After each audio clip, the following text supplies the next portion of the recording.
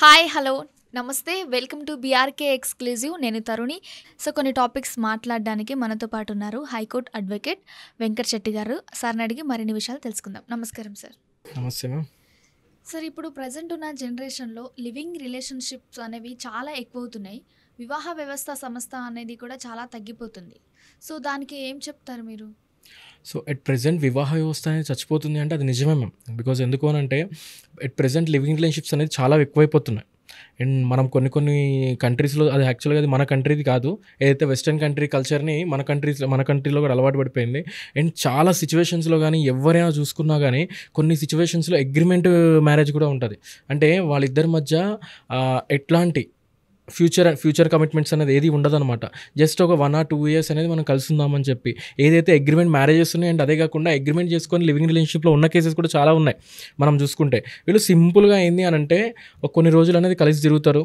And కొన్ని సిచ్యువేషన్స్లో ఈ లివింగ్ రిలేషన్షిప్స్లో అనేది కూడా ఒక 2 types ఉంటాయి. ఎలా అంటే కొంతమంది ఏమో మ్యారేజ్ చేసుకుందామనే కాన్సెప్ట్తోనే కలిసి ఉంటారు. బికాజ్ ఎందుకు అని అంటే మ్యారేజ్ చేసుకున్న తర్వాత ఎట్లాంటి డిఫరెంట్ కాన్సిక్వెన్సెస్ కానీ లేకపోతే నెగిటివ్ వైబ్స్ రాకూడదు అన్నట్లు. అంటే బికాజ్ ఎందుకు అని అంటే అది కూడా నార్మల్గా ఒకరితో రిలేషన్షిప్లో ఉన్నప్పుడు మహా అంటే 1 or 2 hours స్పెండ్ చేస్తాం. దాని తర్వాత మ్యారేజెస్ అయితే వాళ్ళిద్దరి మధ్య ప్రాపర్ అండర్స్టాండింగ్ ఉండదు. బికాజ్ అంటే చాలా ఇయర్స్ నుంచి వాళ్ళు రిలేషన్షిప్లో ఉన్నారు, మీరు అండర్స్టాండింగ్ ఉండదు అని ఎట్లా అనుకోవచ్చు. బికాజ్ వీడు ఏంది అని అంటే మ్యారేజ్ అవ్వకముందు మహా అంటే ఒక 4 hours కలిసి ఉంటాడు, లేదు 2 hours ఒక సాటర్డే సండే వస్తే బయటికి వెళ్ళడాలు, లేకపోతే దగ్గరలో హనీమూన్ ట్రిప్ లాగా ఆడికిడకి వెళ్ళడాలు ఉంటాయి. సో ఆ సిచ్యువేషన్లో ఏంది అని అంటే అమ్మ అయ్యా అనుకుంటూ నార్మల్గా ప్యాంపరింగ్ చేసుకుంటూ పోతూ ఉంటారు. సో మ్యారేజ్ చేసుకున్న తర్వాత 24 hours ఇద్దరు పక్కపక్కనే ఉండాలి. సో అట్లాంటి సిచ్యువేషన్లో ఏంది అని అంటే వీడి గురించి అంటే వీడి ఒరిజినల్ క్యారెక్టర్ కానీ ఆ అమ్మాయి ఒరిజినల్ క్యారెక్టర్ కానీ బయటపడుతూ ఉంటాయి అనమాట. సో ఇట్లాంటి కాన్సిక్వెన్సెస్ ఏమి రాకూడదు అని చెప్పి కొంతమంది ఏంది అని అంటే మెచ్యూర్డ్ బ్రెయిన్తో ముందే కొన్ని రోజులు లివింగ్ రిలేషన్షిప్లో ఉంటారు. అండ్ దీంట్లో కొంతమంది ఫిజికల్గా కలిసిన వాళ్ళు ఉంటారు, కొంతమంది ఫిజికల్గా కలవని వాళ్ళు ఉంటారు. బేస్డ్ ఆన్ వాళ్ళ మధ్య డిపెండ్స్ ఏంటంటే వాళ్ళిద్దరి మధ్యలో ఉండే అండర్స్టాండింగ్ బట్టి, ప్రాపర్ అండర్స్టాండింగ్ బట్టి అట్లా.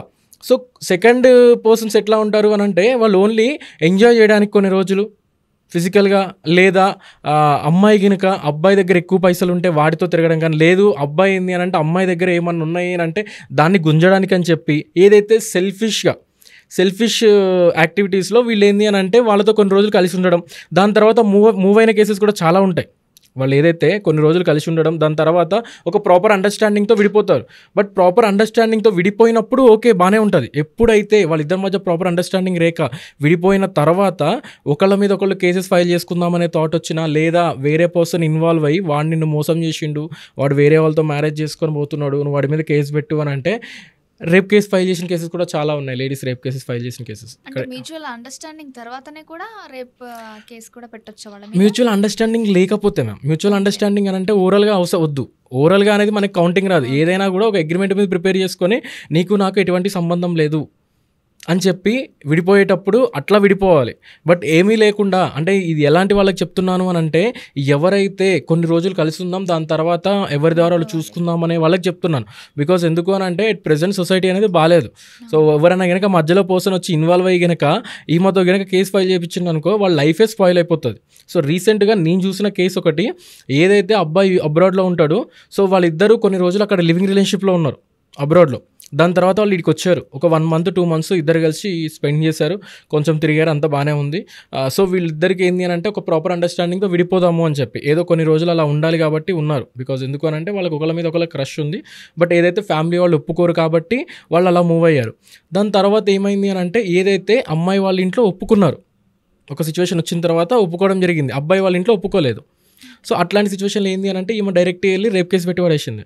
సో ఇక్కడ ఏంది అని అంటే with consent are without consent అంటే నీకు ఇష్టమై నువ్వు వెళ్ళినా, నీకు ఇష్టపూరితంగా నువ్వు కలిసినా కూడా దానికి వాళ్ళు కనుక రేప్ కేసు ఫైల్ చేస్తే కంపల్సరీ 15 years వరకు ఇంప్రిజన్ పడే ఛాన్సెస్ ఉంటాయి. 10 to 15 years వరకు ఇంప్రిజన్ పడుతుంది. సో ఇప్పుడు అబ్బాయి మీద ఆ అమ్మాయి ఆల్రెడీ కేసు ఫైల్ చేసింది, వాడు అబ్రాడ్ వెళ్ళాలి, ఇప్పుడు లాక్ అయిపోయాడు ఇక్కడనే. సో ఇట్లా లైఫ్స్ అనేది చాలామంది స్పాయిల్ అయిపోయినాయి. అండ్ అదే కాకుండా ఫాల్స్ రేప్ కేసెస్ కూడా వచ్చినాయి ఇప్పుడు అట్ ప్రెసెంట్. సో వాళ్ళిద్దరు మహా అంటే 1 month 2 months ఉంటారు. దాని తర్వాత వాళ్ళిద్దరు ఫిజికల్గా కలవకపోయినా కూడా ఏదో ఒక కేసు ఫైల్ చేయడం, వాళ్ళని ఏదో ఒక కేసు ఫైల్ చేసి ఇక్కడ లాక్ చేసేయడం, లేదు వాళ్ళని లోపలికి పంపించడం. సో ఇట్లాంటివి కూడా చాలా ఉన్నాయన్నమాట. అలాగే ఇప్పుడు లివింగ్ రిలేషన్షిప్లో ఉంటూనే అంటే ఒక అబ్బాయి కానీ లేదంటే ఒక అమ్మాయి కానీ లివింగ్ రిలేషన్షిప్లో ఉంటూనే వేరే వాళ్ళతో చాటింగ్ చేయడం కానీ లేదంటే వేరే వాళ్ళతో కాల్స్ మాట్లాడడం కానీ లేదంటే వేరే వాళ్ళ మీద ఇంట్రెస్ట్ రావడం వల్ల కానీ అలా వెళ్ళిపోతే మళ్ళీకి వాళ్ళకి ఏమైనా గొడవ వచ్చినప్పుడు ఏమైనా డిస్టర్బెన్స్ అయినప్పుడు అది ఎలా ట్రీట్ చేస్తారు తర్వాత? మ్యామ్ ఇక్కడ ఏమవుతుందంటే ఇట్లాంటి సిచ్యువేషన్లోనే చాలా ప్రాబ్లం అయిపోతాయి. చాలామంది ఎట్లా అంటే ఇన్ కేస్ ఒకవేళ ఉమెన్ కనుక రాంగ్ స్టెప్ వేసి అంటే ఇట్లా వేరే వాళ్ళతో ఇల్లీగల్ రిలేషన్షిప్ పెట్టుకున్నప్పుడు ఎప్పుడైతే మెన్కి దొరికినప్పుడు మెన్ ఏంటంటే అగ్రెసివ్ అయిపోయి వాళ్ళని కొట్టడం వీళ్ళని కొట్టడం లేదు అని అంటే వాళ్ళ ఇంట్లో వాళ్ళని పిలిపించి పంచాయతీ పెట్టడం. అంటే ఈవెన్ ఓన్లీ లివింగ్ రిలేషన్షిప్లో ఉన్న వాళ్ళకే నేను చెప్పట్లేదు, in case husband and wife వాళ్ళకి కూడా చెప్తున్నా ఈ మ్యాటర్.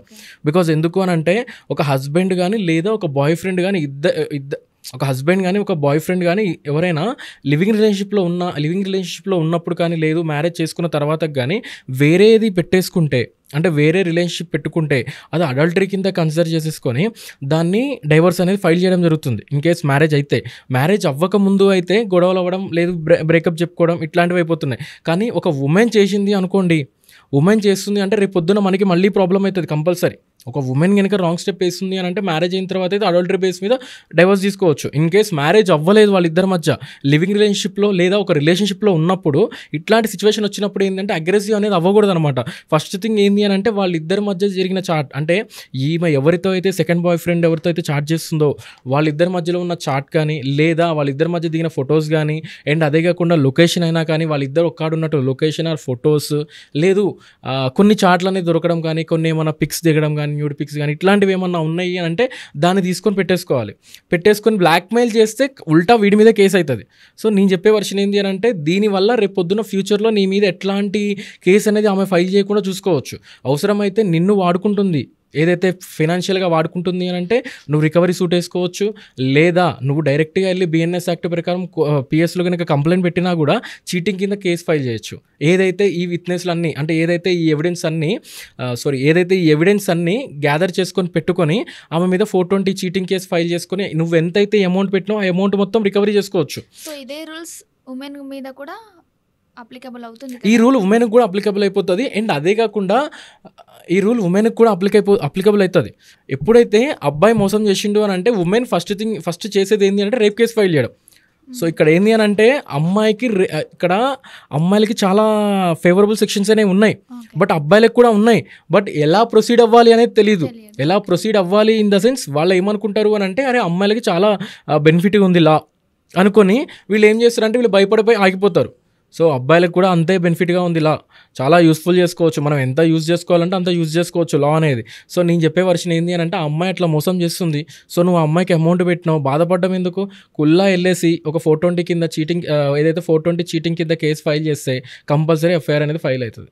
సో ఈ రూల్స్ అనేది కూడా ఎవరైతే అమ్మాయిలు కానీ అబ్బాయి కానీ లివింగ్ రిలేషన్షిప్లో ఉండి కూడా వేరే వాళ్ళతోటి చాటింగ్ చేసినా కానీ ఇలా ఏదైతే వాళ్ళది మాట్లాడేది కానీ లేదంటే చాట్ చేసేది కానీ హైడ్గా అంటే వాళ్ళకి తెలియకుండా దాచిపెట్టుకొని ఏదైతే ఎవిడెన్స్ వాళ్ళైతే ఎప్పుడైతే ఓపెన్ అప్ అవుతారో అప్పుడు కేసు పెట్టినా సరే ఇవి కోర్టులో కానీ లేదంటే పోలీస్ స్టేషన్లో కానీ చూపించడానికి బికాజ్ ఎందుకంటే నువ్వు చూసిన తర్వాత డైరెక్ట్ అంటారు అవును అరే నేను ఆల్రెడీ అవును నిన్న ఏం చేస్తాను నేను తిరిగినా ఏం చేస్తావు అంటే ఏడ పెట్టుకుంటారు తలక.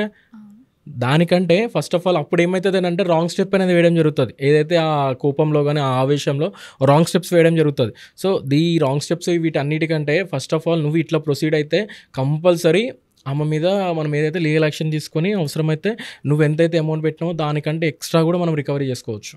ఓకే, అది అబ్బాయి అయినా సరే అమ్మాయి అయినా సరే చేసుకోవచ్చు. Okay, thank you sir. Thank you ma'am. So చూసారు కదా వ్యూవర్స్, లివింగ్ రిలేషన్షిప్ వలన వచ్చే లాభాలు నష్టాలు అన్నీ కూడా సార్ చెప్పారు. అలాగే మరొక వీడియోతో మళ్ళీ కలుద్దాం.